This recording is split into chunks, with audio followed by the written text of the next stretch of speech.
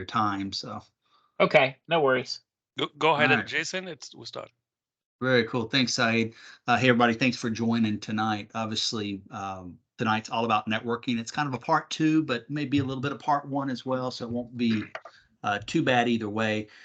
For those that haven't gone out and watched the video, I've included it in the chat. But if you don't have the link, for those obviously listening to this at a later time, it's Charlotte Systems Management User Group.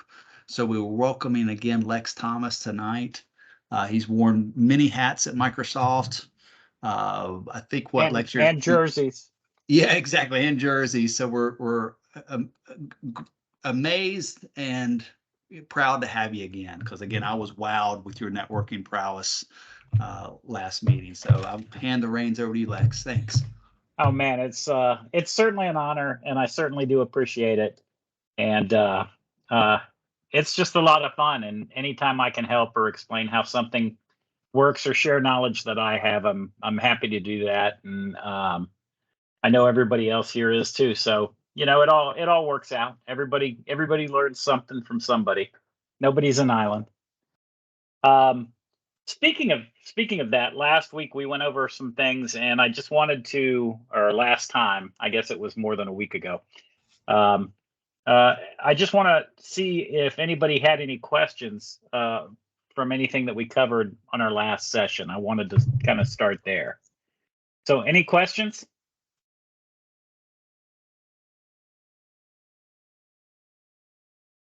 Okay. Well, this time I thought what we would do is just tear apart some network traffic.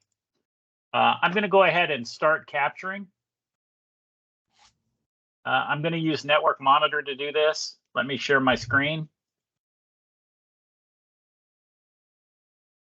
And again, if you guys have any questions about anything that we cover, please, please, please feel free to ask. You guys are going to drive this more than I am with your questions. So if there's something that you have a question about, it's likely because I didn't explain it very well, or I wasn't very clear in my explanation, or you just have something that you want to learn about that I didn't think about. So, please don't hesitate to ask.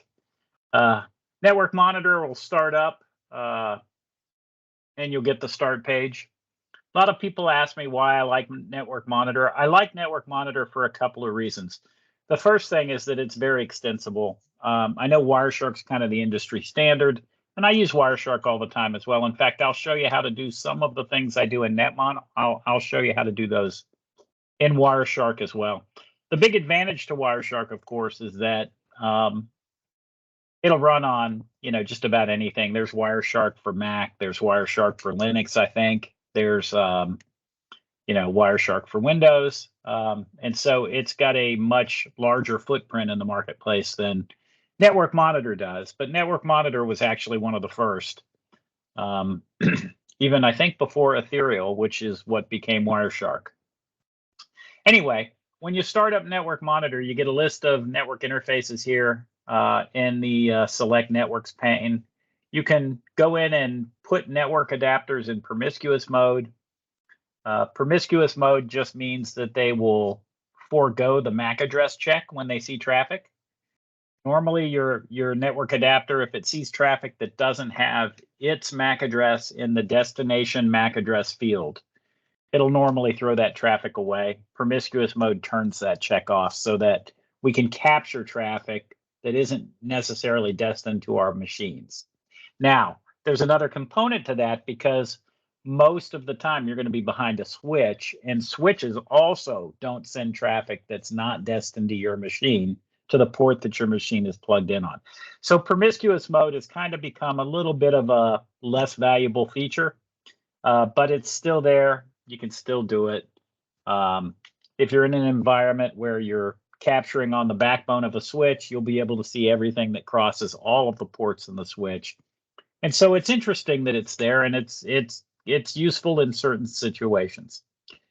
To start a capture, you just do a new capture tab, and that'll open up this tab. And you're about to see why I love Network Monitor. If I hit start here, we'll go ahead and start capturing network traffic. And I'll just let this run for a second. Let me open up Spotify just as an example here. And notice that I've got applications that are actually populating the network conversation tree. If I minimize this, you'll actually see that I'm capturing all sorts of network traffic. This 3480 UDP traffic that we're seeing right here, I'll make this a little bigger. That is actually us, right? That's Teams traffic. So 3418 is voice, 3430 or sorry, 34. 50,018 is voice, 50,035 is actually I think that's video. Yeah, that's video. And desktop sharing would be the 50,055. And that's all over UDP. So notice over here in the conversation pane that I actually have applications listed. So this is really helpful, and this is one of the things that I love about Network Monitor. I can actually, let me stop capturing because we've got enough traffic now. I can actually open up any application and see all of the endpoints that application has reached out to. Right, so I can tell you that Teams has talked to 52, 112, 259 or 49. I can open up Spotify, and these are the endpoints that Spotify has gone out and talked to. And then I can easily dig down into those. And so Network Monitor will actually break traffic out based on application, not just based on IP address pair. I love that feature. I love being able to say, okay, well, who did Outlook try to connect to? Or who did Teams try to connect to?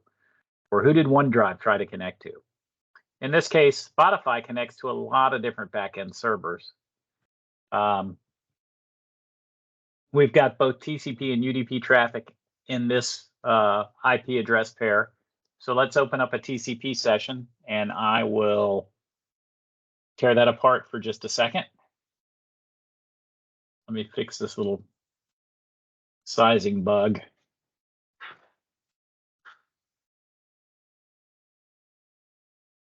Okay, so it looks like we open up a TCP session to port 36866. Let me break down the columns that we have here and show you how you can adjust these. So we've got frame number, we've got time offset. Time offset is seconds from beginning of capture. I don't like time offset as much. It's great if I want to know how long somebody traced for. I can start at the first packet and go to the bottom packet, and that'll give me a time, right? That'll give me the time offset. The thing that I think is actually more useful when you're troubleshooting network traffic is time delta. And time delta gives you seconds from previous frame. So if I'm looking at a specific TCP session, I don't really care how many seconds since the beginning of the trace it took for me to get this ACK SYN. What I care about is how long did it take after I sent this SYN request before I received an ACK SYN, right? So I care about the relationship between these packets more than I care about, you know, where this packet resides in the grand scheme of this trace. Question really quick. How you add the time delta, because I do not see it in my list here. Yeah, so we're gonna do that. So if you right click on any of these columns, so I'm just gonna right click on frame number, you can come down and select choose columns. And that'll give you a list of columns that are disabled and columns that are enabled. I'm going to highlight time offset, and I'm just going to remove it. And I'm going to come down here. I just added SSL target server, so you guys don't have that one. But you're going to want that, and I'll show you why that's so cool in just a minute. And I'll show you how to add that into NetMod. I can pick really any field here. I've got most of the fields that I like already. But anyway, you can pick any field in the disabled column and just hit add, and it'll add it to the enabled column. And you can move them up and down in priority. So if I want SSL target server to be the first frame, I just move it up. And now when I select OK, it'll be over here. There you go. Got it. Right. Thank you. Yep, absolutely. So let me go back to the column chooser and move that back down because I really don't like it in the first position. But that's okay. And so I can look at each TCP session separately, and that's the way you want to troubleshoot this. If I just look, if I go here to all traffic, I'm looking at everything that was captured, but there's nothing that gives me a relationship between these packets. I can look at port numbers and I can come through here and say, oh, that's 53020, and then try and find the next packet that's 53020. But that's just a really inefficient way to analyze network traffic. You want to break network traffic down based on the TCP session that you're trying to troubleshoot, right? And so you can do that a couple of ways, right? I can do that by finding the TCP session under the network conversations pane under all traffic or my traffic. I could come in here and I could build a filter, right? So for instance, this is an AXIN, and it's an AXIN for a TCP session that uses port 53018. So let me just do tcp.port equals, and then I'll do 53018. And now I can properly troubleshoot that TCP session. I've removed all of the noise, and I'm just looking at traffic that's associated with that TCP session. So I can see that session establishment worked. There's a SYN request. There's an ACK-SYN. There's an ACK. Here's a GET. I get UPnP dev and then a GUID. Here's the response. There's the payload. The payload's not encrypted in this case, so I can read the payload. Looks like this was something from Amazon. And then we tear the TCP session down with an ACK-FIN, an ACK. And then most network traffic these days, especially if it's web-based, and in this case, this is HTTP traffic. When one of the parties sends an ACK-FIN, usually the other party will send an ACK reset. And the reason that we do that instead of gracefully tearing down the TCP session is because if I send an ACK-FIN and then you send an ACK-FIN, we both have these ports tied up in a closed wait state.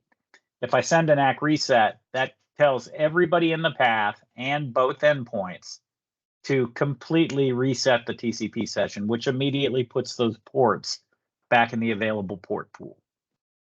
And so that's why that happens. But I can look at OneDrive, I can look at MS Edge here. I can look at everything that we talked to while I was capturing. I can look at UDP, I can look at TCP, I can look at IPv4, IPv6. Anything that we parse, we can look at, and even things that we don't parse, we can look at. So if I want to find, if I want to find out if we had an issue communicating with some endpoint somewhere over TCP, usually the first thing that I will do is globally, I will do a tcp.flags equals and then 0x2. And I'll explain the 0x2 in just a second. And then I'll hit apply. And that'll show me every TCP SYN request.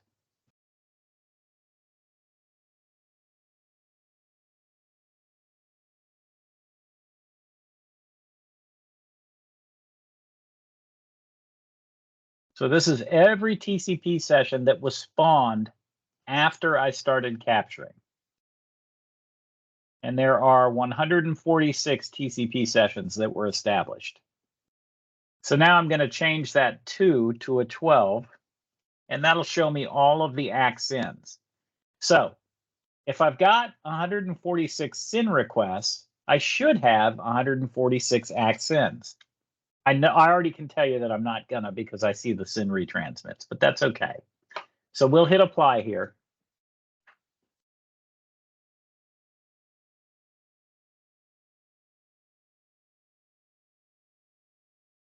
So I sent out 146, I think is what I said, SYN requests, and we only got 78 ACK SYNs. So a lot of the TCP sessions that I attempted to establish did not establish. And so first, let me explain what the 12 and the 2 are, and then we'll take a look at what failed. So if I open up TCP flags here, there is a flags field, and this is just kind of a bit mask. And if I highlight ACK SYN, notice that an ACK SYN is actually a 12. Let me save this, and then I'll start modifying this. So let's do TCP session, and I'll just call it test. And let me just save all frames. All right, so now I'm going to open that up. And the reason I had to save it is because you can't edit a capture that's that hasn't been saved and reopened. Netmon won't allow you to do that. So in just a second, that capture will finish loading. Here it is.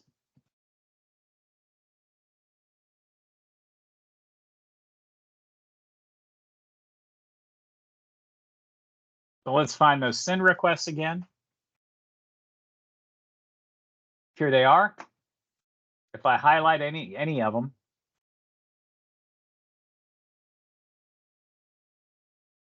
I'll see that I have a 2 in the SYN request field.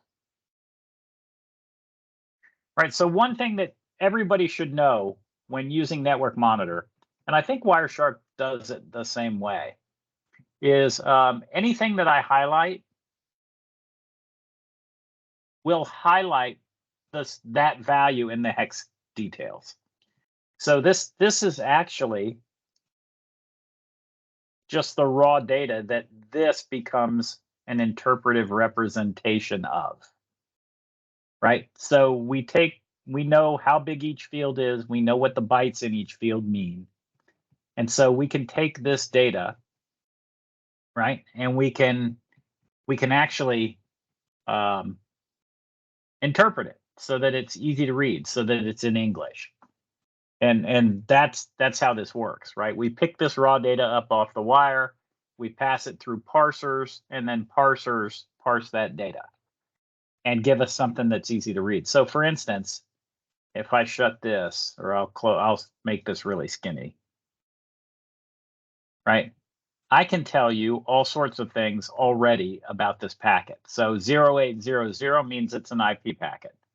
45 means it's IPv4, right? And so all of these values, every field in this packet means something. This 02, it might be this 02, is our flag for TCP. So that 02 is a TCP SYN request. So if I highlight flags here, it'll highlight that 02 right there. And if I come in here and go edit and then take the check mark off hex edit, read only, I can change it. So if I want, I can make this an ACK SYN. I just changed it, right? So let me click out of this packet and back in, and notice that now it's an ACK SYN. If I make it a 14, I have a question. It becomes an ACK reset. Yes, sir. I'm sorry, I've been muted this time. I'm not really familiar with this. I've never seen anything like this, and I see there's 4 different lines in the hex details. Mm-hmm. You had mentioned that 45 was IPv4, correct? That's correct. Now, does that 45 have to be specifically in the 3rd line, or can it just be found? No, but it's always in the same. It's always at the same offset in the IP header. So here's our IPv4 header right here. Yeah. Mm-hmm. Okay, so that first field in the IPv4 header is actually the header length. And so if I open this up, there's the IPv4 field, and that's a 45 right there. Okay. What would IPv6 be? Would you know?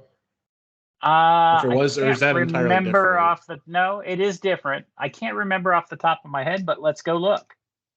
Okay. We'll do IPv6. And if I've got some IPv6 traffic in here, we'll just look. Yeah, so this is IPv6. Here's the IPv6 header. And in this case, it's, where is it? Where's my 0800? So the header is laid out differently. It's right there. It's 60. Okay. And this is all your own personal traffic, correct? I just took a real quick network trace. Yeah. I'm in my own private network, and I'm just using 192.168 addresses. So. Okay. Thank you. Yeah, absolutely.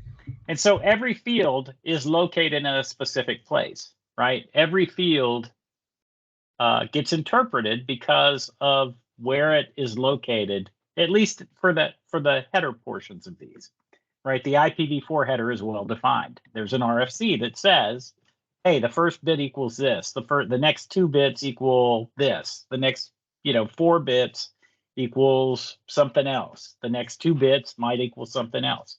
And so the number of bytes and what those bytes mean, that's all predefined. That's all defined in the RFC.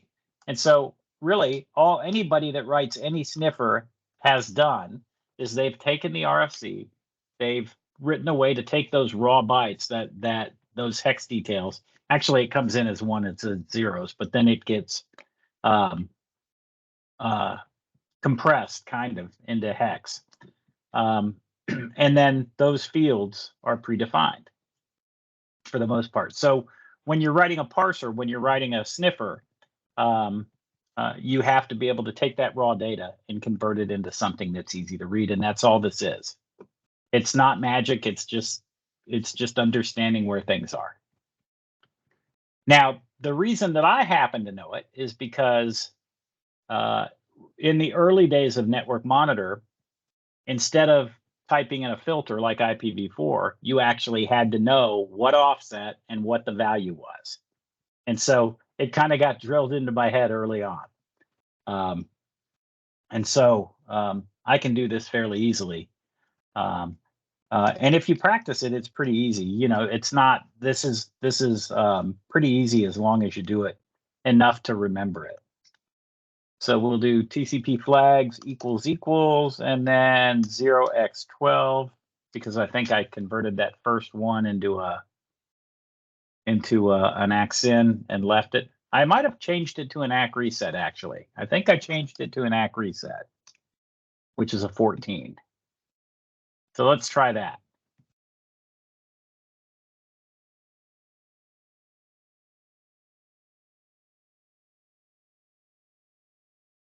There we go. I'm pretty sure that was the SYN request.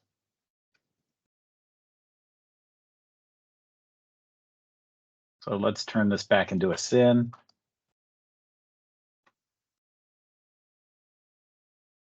And there we go.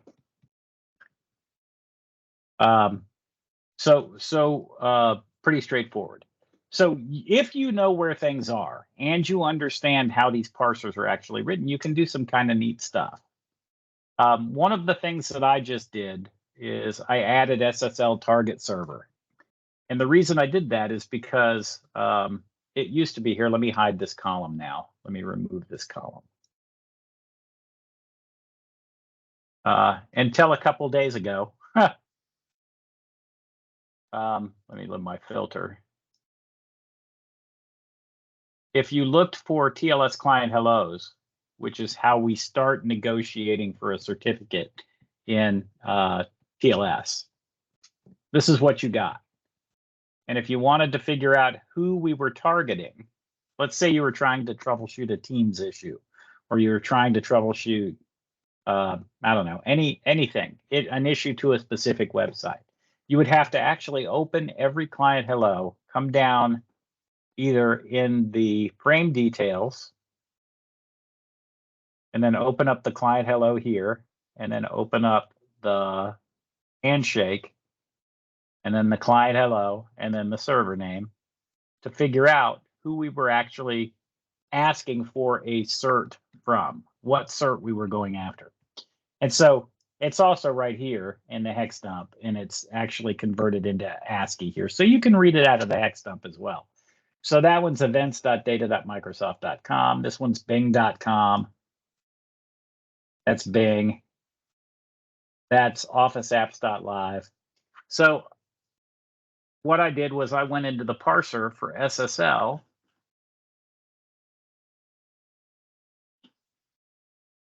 Which is down here. And you can play with these and kind of add things and remove things. So for instance, here's the SSL handshake type table, right? So a hello request is a 0. A client hello is a 1. A server hello is a 2. A certificate is B. Server key exchange is C, etc. Right? So you can come in here, and this is how we take that raw hex data and convert it into something that's usable. And right around line 340, I think. Let's see. Yeah, here we go. I just added that. Property.ssl target server equals this. And what I'm doing is I'm telling the parser to make this field, right, which is uint16, so that's 2 bytes, right? Uint8 is one byte field, so this is 3 bytes total. I told it to export that and make that something that we could use as a property. And because it's now defined as a property, I can make it a column. So if I go to choose columns, now we can go SSL target server. Oops. SSL. Oh man, I can't type tonight. SSL. There we go. SSL target server. So now it'll show up as a column. I can add it. And now it'll show up over here. And it will actually tell me exactly what certificate we're asking for in the client hello. So now I don't have to guess. Now I don't have to look at these client hellos and say, oh, I really need to figure out what conversation in HTTPS is, you know, a Bing conversation. I can come over here, right click, find conversation, TCP.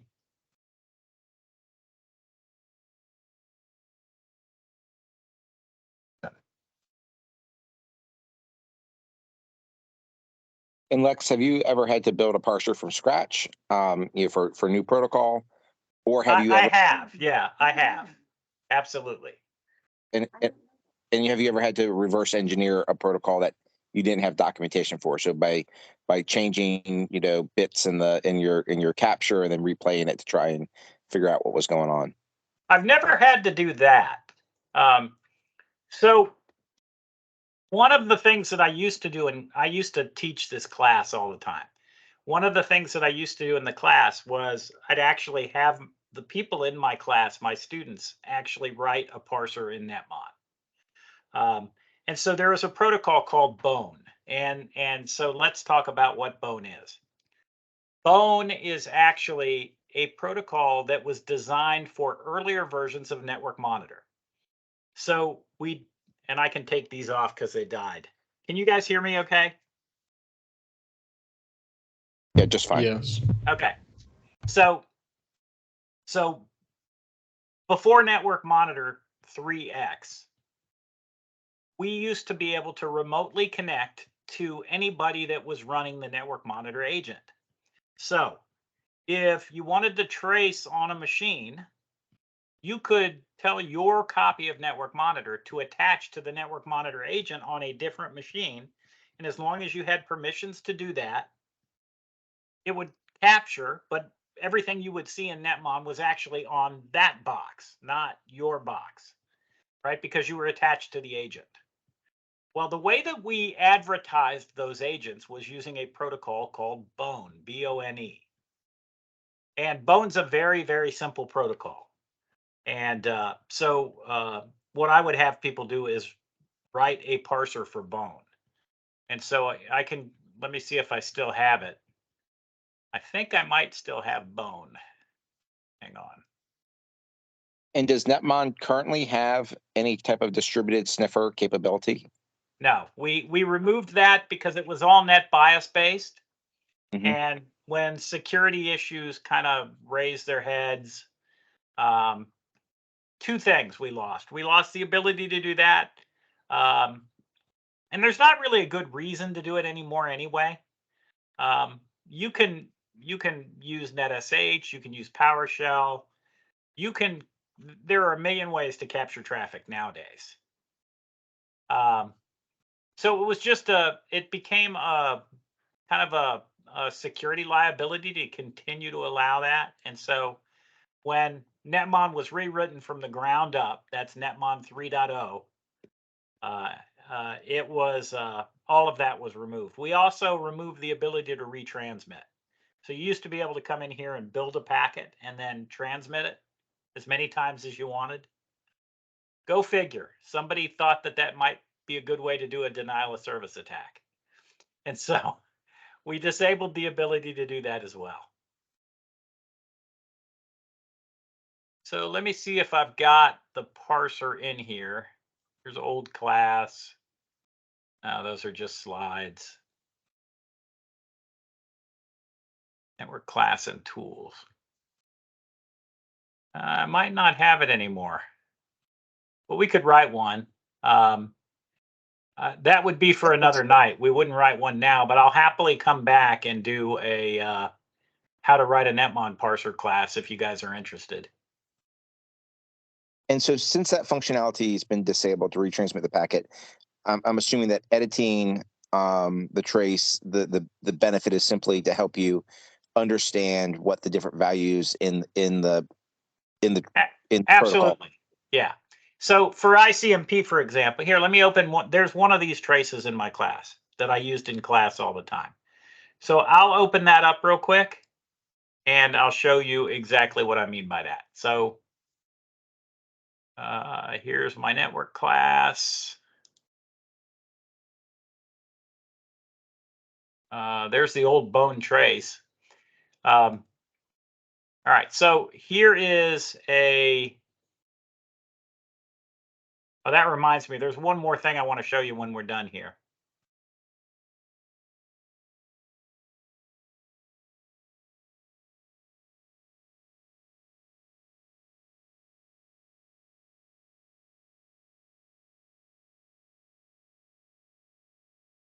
Okay, so I use that quite a bit when I'm teaching people how ICMP works. Here's an ICMP destination unreachable packet right there.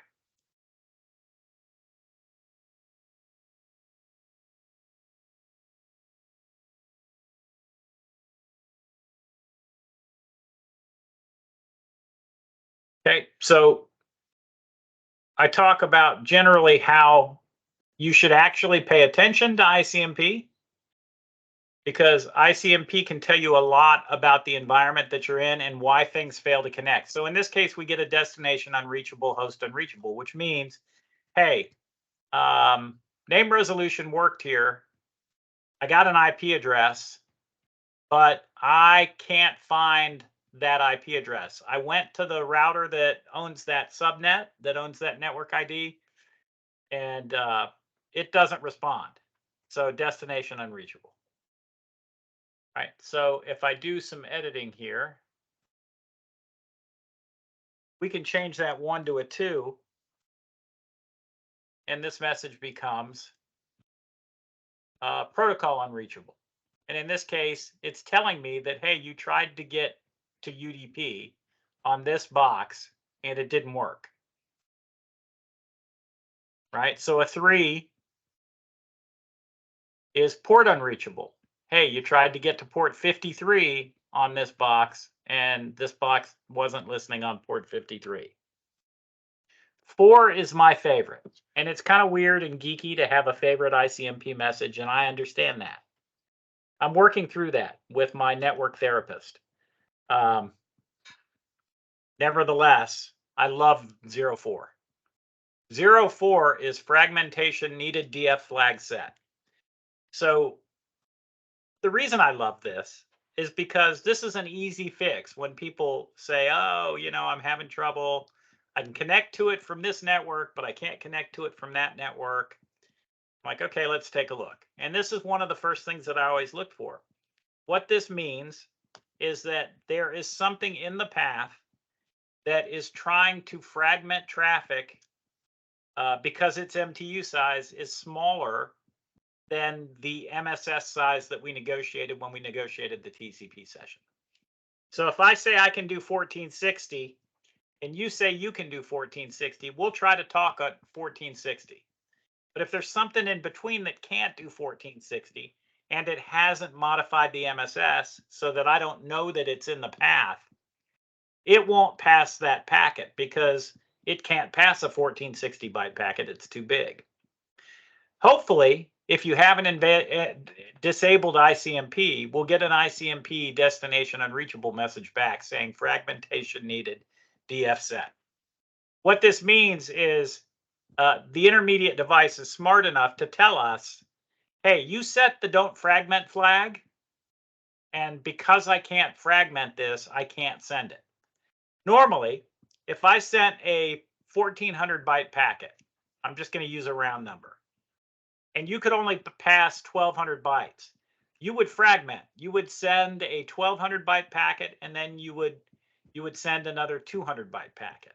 And you would just adjust the sequence numbers accordingly so that the guy that received those packets didn't really know any better. He just received two packets, one with an ACK and one with an ACK push set, bit set that had 200 bytes in it. The reason we don't like that is because we do things like sign our packets and encrypt our payloads and calculate checksums. And so anything that disturbs those packets en route could be an attacker, right? Could be a man-in-the-middle attack. So we set that flag, and it's an easy find. If you look for ICMP packets and you see destination unreachable, you know that something in between couldn't pass the packet that you're trying to get to the endpoint. And so we can go through the entire list all day, but all of these are already listed in the parser for ICMP. So if I go to parser files and I come down here and I find ICMP, you can actually see these messages in the parser.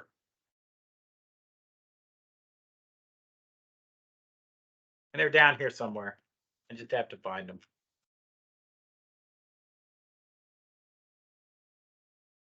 There's destination unreachable. So those are that's the ICMP type table, and here's the unreachable code table. And these are the codes that I was walking you through.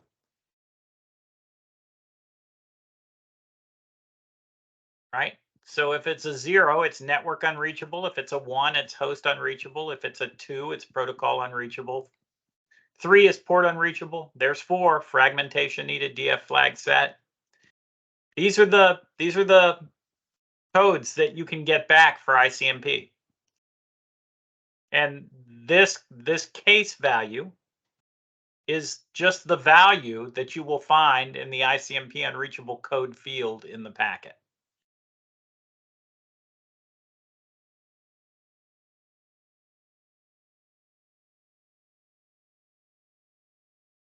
Okay, so let's get back to basic TCP troubleshooting. What time is it? 7:52. So I'm good for a few more minutes. Let's see. If we go to all traffic and I'm looking for things that failed, one of the first things that I will type in is TCP SYN retransmit. The question that this will answer is, who did I try to get to that I could not get to? So if I hit enter, or apply, sorry, we'll start to see this frame summary populate.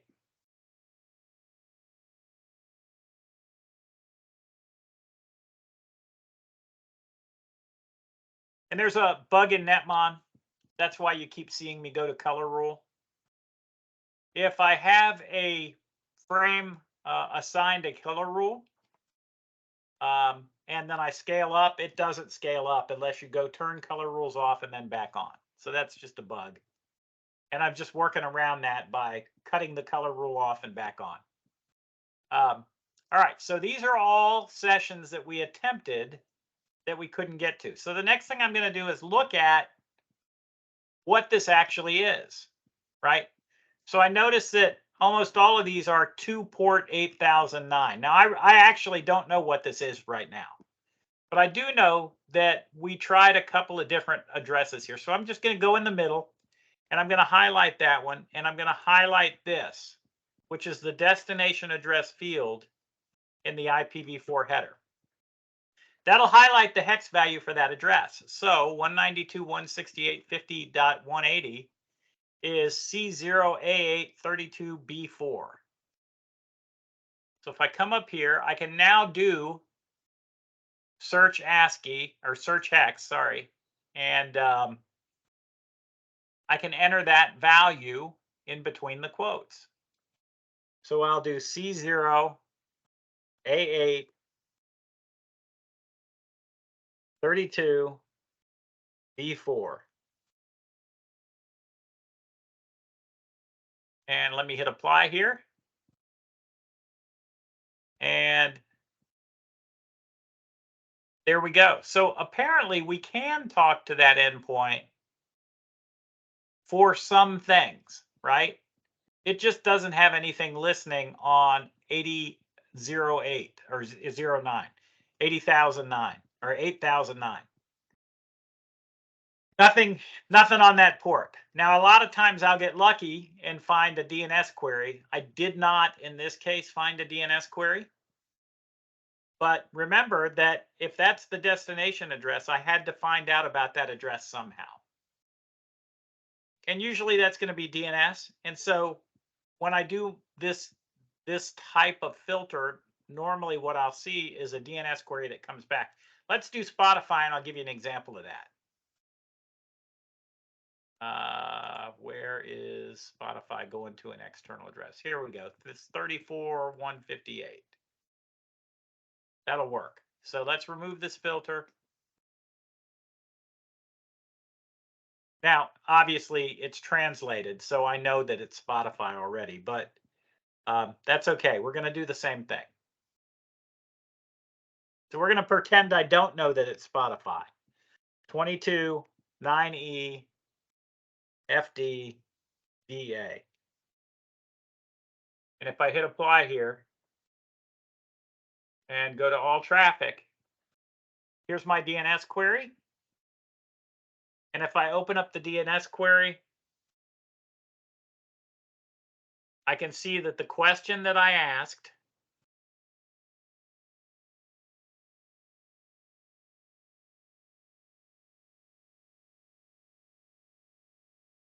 sorry, I'm having a little mouse issue, is ap-gue1.spotify.com. So I know that this is Spotify. And if I really want to see the entire DNS transaction, this DNS query ID is going to be unique for the query and the response. So I can come up here and do 73D8.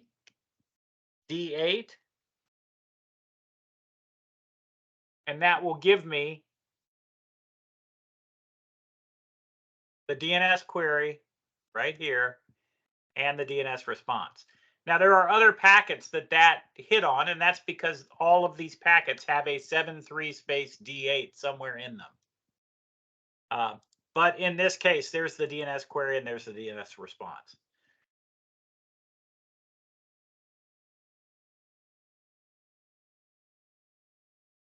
So if it's a SYN request, I should get an ACK-SYN. If it's a SYN request and I don't get an ACK-SYN, I should either see one of two things: an ACK reset in response to the SYN request, which means that the TCP session was actively refused, or I'll get nothing back, and then I'll just start sending SYN retransmits. And so those are things that I will also look for. So I have a filter here, and you guys can use these filters. You're more than welcome to any filter that I put up here on the screen. It's going to be in the recorded video. Please use it. And if you want my filters, I can zip them up, and I can show you where to add them in Netmon so that you've got my filters. But here's TCP session establishment. So in this case, what I'm looking for is everything that has a 2 or a 12 or a 14. So that's a SYN, an ACK-SYN, or a reset. And then a C2 is also a SYN request, and a 52 is also an ACK-SYN. So if I hit apply here,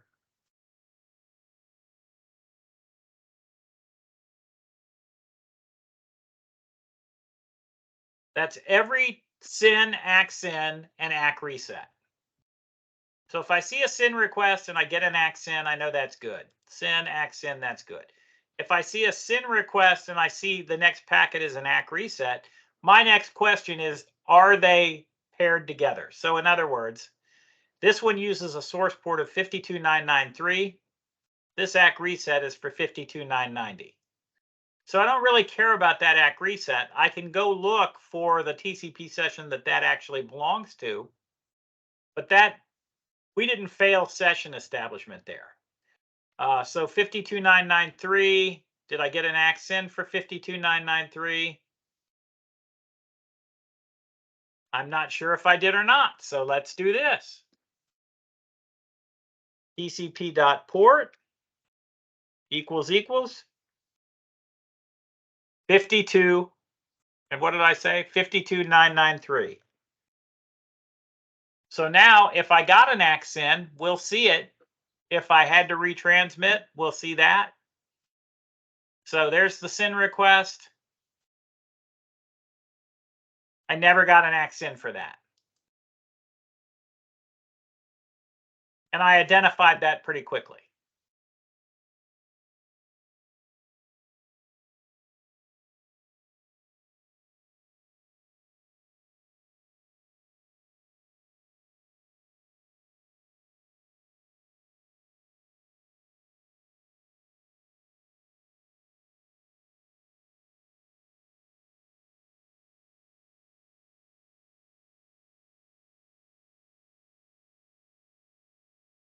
Now, the reason I never got an ACK-SYN for that is because that's probably one of the packets that I purposely modified. I believe that was probably originally a 10, which would be just an ACK. Anyway, pretty straightforward. Any questions about any of this? Anything that you would like me to dig into?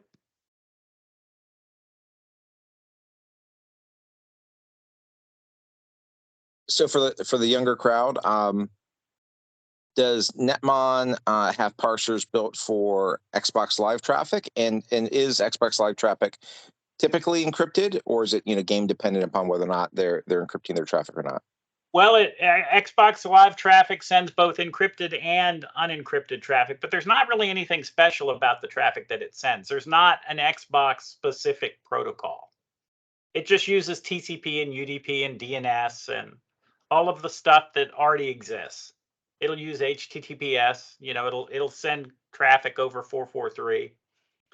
I've got a buddy that modifies his MTU size, and he swears that it helps him, gives him an edge when he's gaming, because we don't set the push bit as often. Is what he claims. I haven't tried it. We can try Xbox gaming protocol hacks.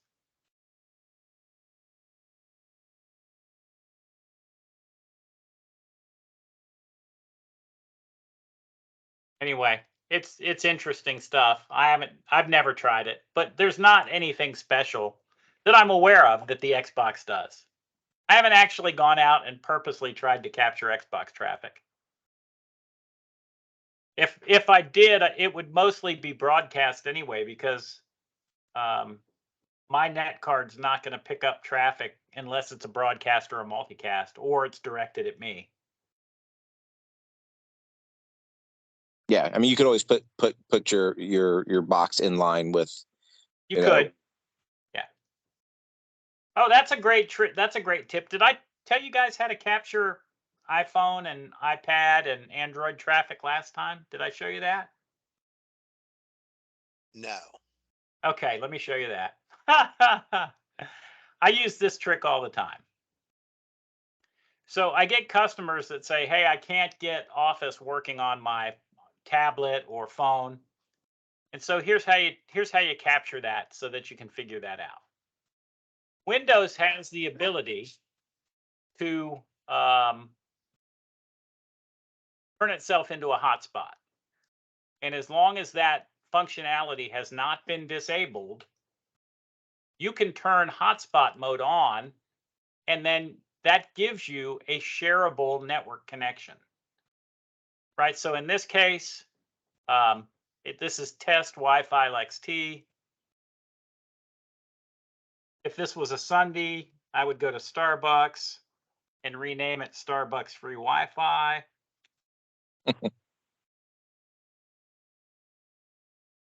No, I would not do that, but it's kind of funny. You can name it anything you want. You can give it any password you want. And then all you have to do, so for instance, I just named mine Starbucks Free Wi-Fi. Here's my cell phone.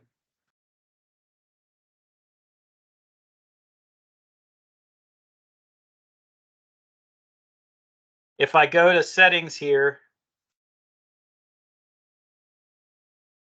under Wi-Fi, I should see Starbucks. There it is, Starbucks Free Wi-Fi right there. And my password is password.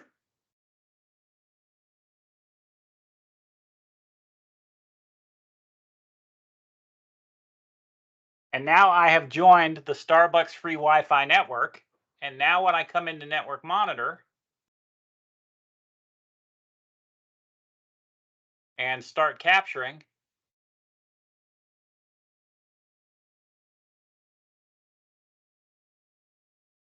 now let me open a browser on my phone.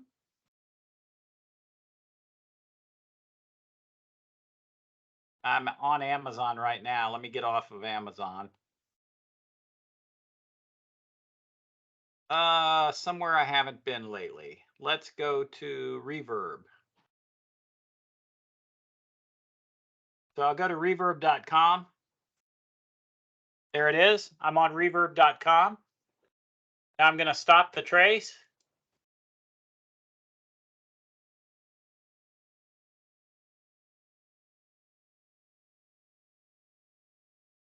And as soon as this comes back, I'll go find that traffic.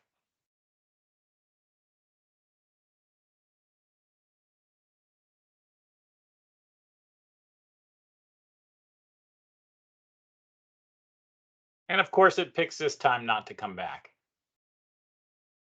But you get the picture. It works, trust me. And I use that all the time to capture network traffic on remote devices. So if I'm in a corporate environment and somebody needs to do that, normally what I would recommend that they do is plug their device into a corporate LAN, via Ethernet, and then just share their Wi-Fi connection. A lot of places have policies against that. Don't break anybody else's policy. Make sure that it's okay.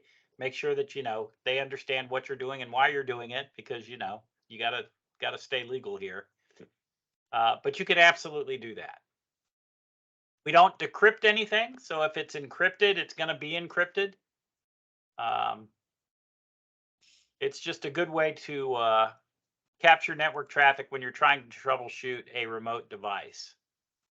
And yeah, I messed up Netmon here because I turned that hotspot on without restarting network, so it didn't properly read the network interface that was added when I created a hotspot. is that what you'd have to do is pick the right network interface? And I'm assuming that would be your Wi-Fi that you created, or?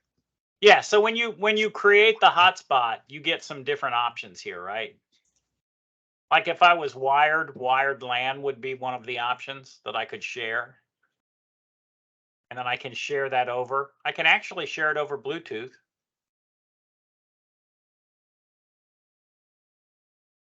So let's restart that, and then I'll do this one more time. Let's fire up Netmon.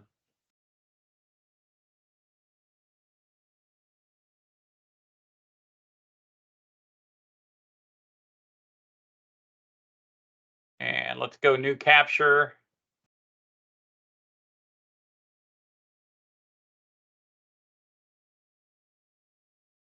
And let's do this. Let's build a filter that contains a specific string. So I'm going to do search ASCII. Hey, Alex, we lost your share. Are you still sharing? Oh, I don't know what happened, but I can certainly reshare.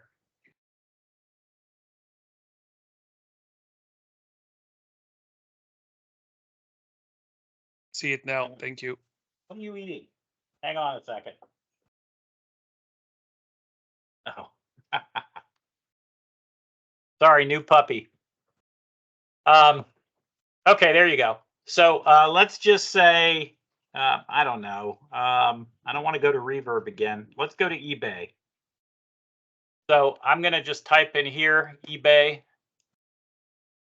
And it'll show me every frame that has the word eBay in it.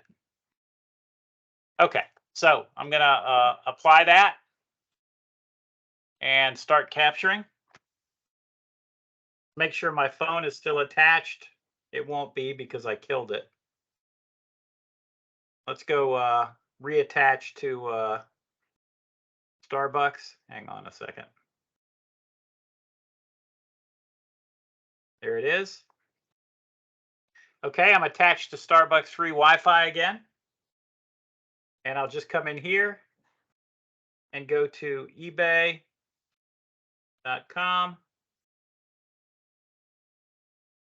I'm on eBay.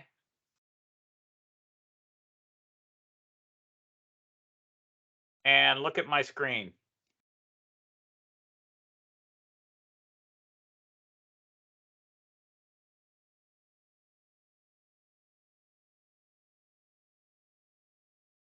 So let's go back to settings. It looks like my IP address is 192.168.137.195. So there I am. And what you're seeing is this traffic. There's going to be two of everything because I'm picking it up on my Wi-Fi adapter, and then it's being actually essentially NATed, although I haven't set up a NAT. But it'll go out via my other Wi-Fi interface or my other mapping for my Wi-Fi interface. And so you'll see two of everything. But there you have it. So if I just want to see one, I know what my phone's IP address is now. So I'll just do IPv4.address equals, and then 192.168.50 or no, .137.195.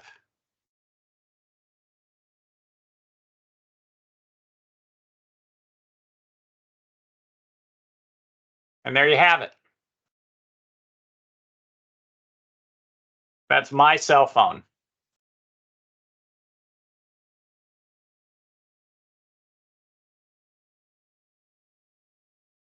And that's everything that my cell phone talked to. So now I can troubleshoot connectivity issues on my cell phone. Last but not least, I told you that I would show you how to do kind of the same thing in Wireshark from a conversation tree standpoint. And so it's pretty easy. It's TCP.stream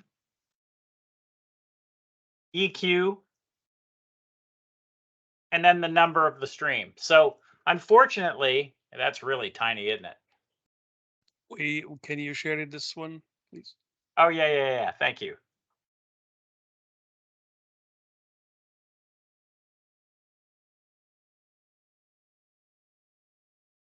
There we go. Unfortunately, that's really small, and I'm not sure exactly how to make it bigger. If anybody knows, I'm open to suggestions. But tcp.stream space EQ and then the stream number. So if I do 0,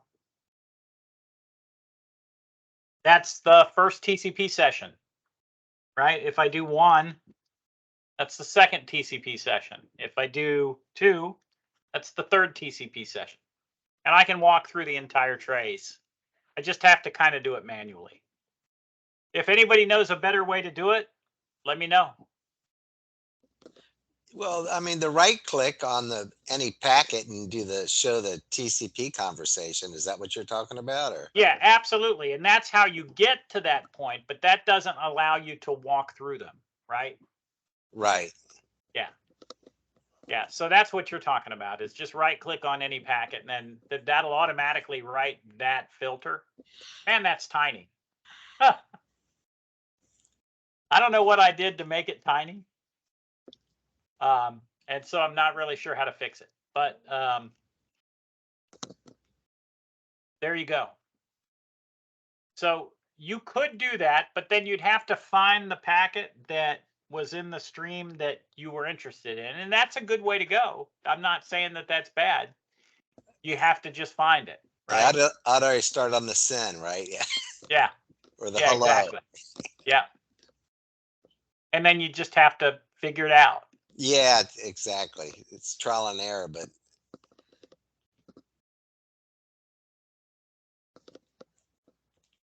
okay. Any questions?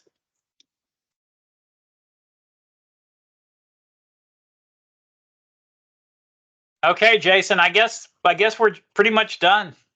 Yeah, I think we're just in awe as always. Yeah. it's pretty intense.